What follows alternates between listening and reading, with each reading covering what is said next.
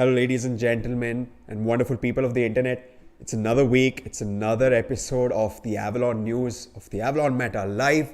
Super excited about today's news. I know I say it every week, but this week is just super exciting. I was researching the topics. There's a little bit of gaming, there's a little bit of interactive movies. It goes into space, about history and astronomy and all of that. So I'll see you on the other side of this intro. Let's get that rolling.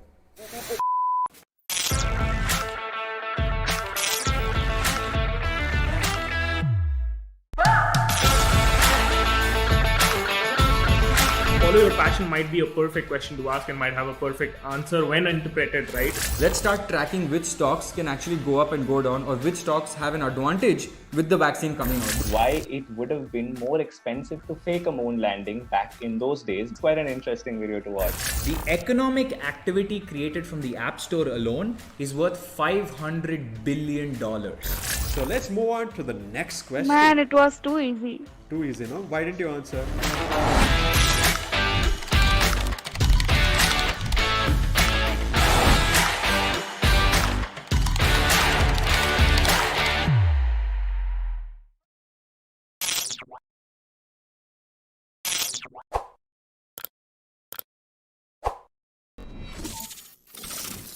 All right, let's get the first slide up. All right, that wonderful man right there is Mike Verdu, and he has been hired. A Bloomberg report has said that he has been hired as the VP of game development for Netflix, right? And Mike Verdu, he used to be working at Electronic Arts. He worked at Facebook, at the Facebook Reality Labs, where they work on AR, VR ventures and gaming. So now Mike Verdu is entering Team Netflix. Now the question is, why is Netflix hiring a game developer? Okay, so the story goes this way. Netflix has pretty much saturated its US market, and now it's looking into expanding its offers. So this could be another offer, say like documentaries are there, movies are there, TV shows are there. Now you might see another category which says games. So that is what Netflix is coming in. And this is not the first time Netflix is doing this. They tried interactive gaming in the past too. They have tried offering game versions of their TV shows like Stranger Things, Money Heist, etc. They've also played with interactive TV shows where they have played around with different alternates to a particular show. And that's on the next slide. If you guys remember, in 2018, there was a show called The Black Mirror, right? The Black Mirror Bandersnatch, which was supposed to be the 5th season, but it came in as a separate version itself. And if you read right there, it shows a mind-bending tale with multiple endings. So how this show worked was that while you're watching the show, you would get these prompts. Right? For example, this is the story of, say, a computer programmer who enters into the world of games and making a game, changing one of a famous book into a game, etc. Now, as this programmer, he goes into say a shelf, and he sees a cereal box. Now he gets an option of 2 cereal boxes, and he has to choose. You as a viewer get to choose which cereal box he wants to eat. Right? And depending on what you choose, now that, for example, the cereal box example, that's a red herring. It's just a distraction. But you have various other prompts during the show where you get to choose how this protagonist or the hero of the show goes along with the journey, and that alters the ending. So it says there were approximately 1 trillion different versions of how this movie or how this show could have ended. So Netflix in the past has also played around with the idea of interactive gaming, but now they're going double down on this idea. They've hired Mike Verdu as the VP of game development, and he is going to be reporting under Greg Peters, who is their chief operating officer. Okay, now on to the next news. Now the next news is very similar. It's kind of interesting. Right? Most of you might not have seen this on mainstream news, but I found this article in Verge, The Verge, and here it talks about something called neurocracy. Right? Now, what is neurocracy? And in the thumbnail, we mentioned about the end of Wikipedia. So, is Wikipedia dying? Well, that's what Johan Trunis, the guy who's made this interactive experience or this game, thinks. And what he's saying is that he's picturing this future in, say, the year 2048, where Wikipedia ceases to exist. The story that they say is, without enough donations and too many copyright claims coming in, Wikipedia has to finally shut down. And instead of Wikipedia, what we'll end up seeing in the future is something called Omnipedia, right? Now, just for clarity here, all of this is fiction, and this is the work of this wonderful gentleman. He launched this project on Kickstarter, and they received a lot of fundings, and as of July 14, they have launched the first episode. So how this is going to go about is, it's very exciting, okay? When you watch the trailer, they show this mysterious assassination, okay, of this man, and the story of this pandemic breaking out and a disease called Cariappa Munen's disease. All right, and all of this, so this Omnipedia is basically a Wikipedia version. It's like a clone of Wikipedia, but a fictional clone of Wikipedia, where a lot of clues have been mentioned, a lot of clues into this man's assassination. And we as consumers of this gaming experience, we are trying to decipher who in the end, what happened to this wonderful gentleman and how did the assassination occur. We are trying to find out these different Easter eggs. Now, an entire Discord has been formed called Neurocracy. It's a small group, but you can engage with that. So every week they're going to be releasing a new episode, and that episode is basically one day in the year 2048. Awesome. So I hope this is exciting. If you guys want to try it out, I tried out the first version. It's pretty exciting. It's pretty cool. It's interesting to see how games and future and reality are all intermingling. Now, one interesting part in this story is the idea of Xi Jinping and China and all of that coming into place. And how this is very interesting is because of the current situation with the coronavirus pandemic. In the story too, there's another pandemic. But in the next news, the next slide.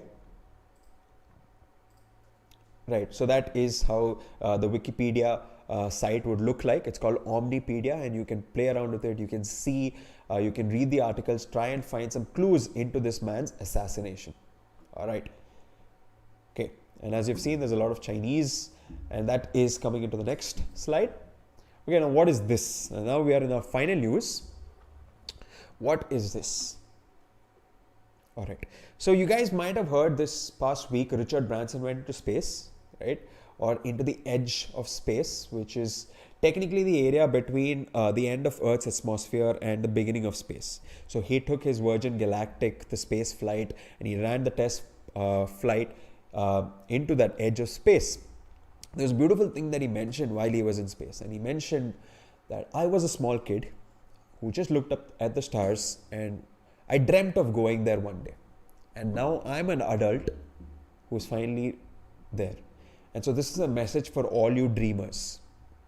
It was very inspirational, and Richard Branson is working towards making commercial space flight accessible to all of any age, of any ethnicity, of any origin, etc. And he talks about dreamers, and he encourages young children to dream. Now there was a young dreamer, a man named a French astronomer named Messier. Okay. Now, for a lot of astrophysics enthusiasts, astronomy enthusiasts, Messier is a common name. Why is Messier a common name? Because of something called the Messier objects. Right. Let's go on to the next slide. Now, explain what that Chinese inscriptions were. So this is one of the Messier objects. In fact, this is the first Messier objects. Now, let me tell you about this French astronomer. So, this French astronomer named Messier had this particular fascination towards comets, right? He was in love with comets, and he was searching for comets. Now, while he was searching for comets in space, he used to often get distracted by things that he thought were comets. And one of them was that, and that is the Crab Nebula. Okay, I'll explain. Just bear with me, listen to me carefully, and this is very exciting. So he used to think that one of those comets, and that Crab Nebula, was in fact a comet. So all of these things that were distracting him from actually finding the comets, he started cataloging them. And he called it the Messier catalog, and he started giving them names. So it called M1, M2, M3. And M1 is in fact the Crab Nebula. The Crab Nebula is very famous. It resulted from this supernova called the SN 1054. Now, how supernovas are named are basically SN, which is supernova, and then the year it was found. So in the year 1054, people noticed this bright stellar explosion in space. And a bright stellar explosion in space is what people call a supernova. Okay, so bear with me if you guys are confused. I'll go over what's supernova and nebula. Nebula is basically just gas and dust particles in space. Now, for some people, that could be an exciting desktop wallpaper, like how a lot of us have nebulas as our desktop wallpapers. But for astrophysics enthusiasts, these are these stellar, gaseous mixtures of particles. And it's when these particles start combining that planets are formed, that stars are formed. So nebula is very important, right? Stars and planets are not always in the same shape. In fact, you and I, we are also composed of these star stuff. The iron, for example, in your body had to come from a supernova. Okay, so a supernova and the explosion happened, and then that explosion resulted in the formation of a planet, and that planet ended up being something like the Earth, and from the Earth, human beings came into being. So your ancestors and my ancestors and all of ours, we are probably made of star stuff, right? So that's why it's so exciting. And for a lot of dreamers, they have been looking into the space, and since ancient times, they have depicted how these supernova were there, right? So they would paint on rocks and walls, etc. These hieroglyphics showing, human beings and the stars, just stellar explosions. And one of those were the Crab Nebula. And this Crab Nebula has been written about in Islamic texts. It's been written about in Chinese texts, and that is that Chinese inscription that I showed in the previous slide. It has also been written in Japanese texts, etc. So we have always seen these stellar explosions and seen these Crab Nebula, etc., but we never really knew how they were formed, right? So now I want to take 2 minutes into explaining how these things are formed. So this is all related to stars and how stars and their life cycle occurs and how they eventually die. Okay, so first thing that you need to know is something called a solar mass. Okay, a solar mass. Solar mass is basically the weight of the sun, or the mass of the sun. I don't want to say weight, it's the mass of the sun, our sun. So any star with a weight or a mass of say 1 to 8 solar mass, as it ages, as it starts to grow slightly in size and start to radiate, etc., eventually what will happen, it will burst. And between 1 to 8 solar masses, what it will give rise to is something called a white dwarf. So that's 1 to 8 solar masses.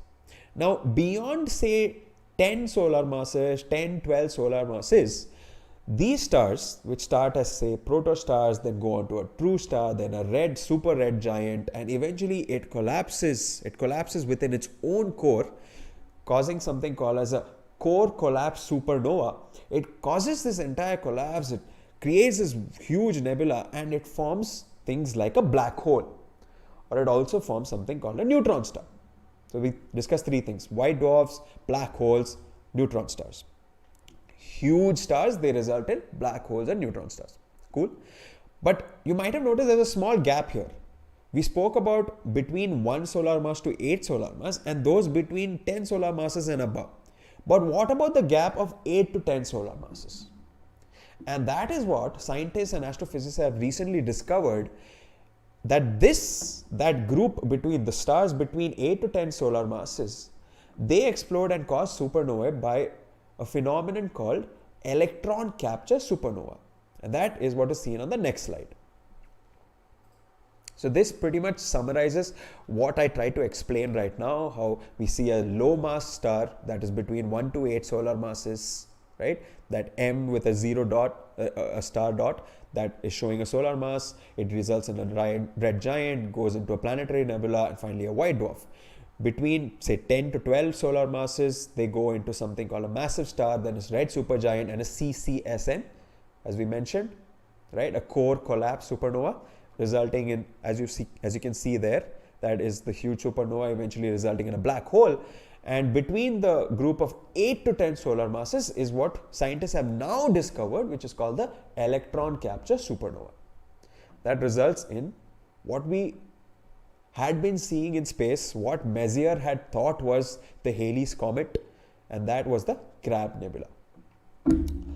Awesome, guys. So I hope you guys picked up that is the end of today's news. I hope you guys got some inspiration, learned something new. I hope you guys got a small spark so that you can dive deeper into these topics. If you did, don't forget to like this video, subscribe to our channel, and always leave a comment. Tell us, give us your wonderful feedback so that if you're doing good, we'll know we can continue doing that. And if you have feedback, we'll improve upon it. Thank you so much. See you next week.